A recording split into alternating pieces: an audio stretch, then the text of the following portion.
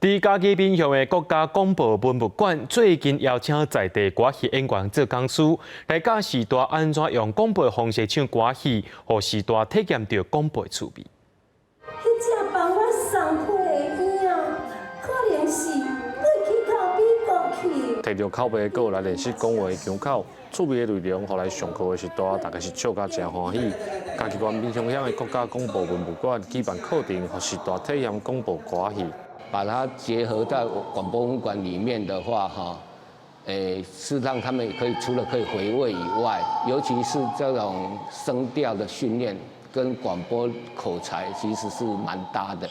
这届课程当中，除了分享早期广播歌戏的作品，老师嘛向时代说明广播歌戏甲电视歌戏无同的所在，佮有准备卡本要来互时代家己唱看卖。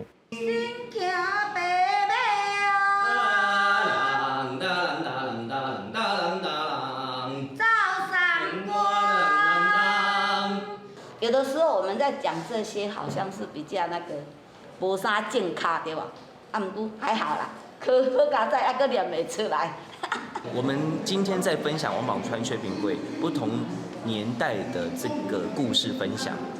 咱听到较早咱广播电台所留下的一寡好的声音，甲一寡记忆。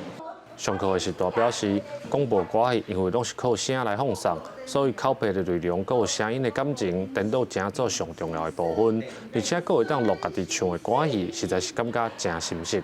记者林慧婷，嘉义报道。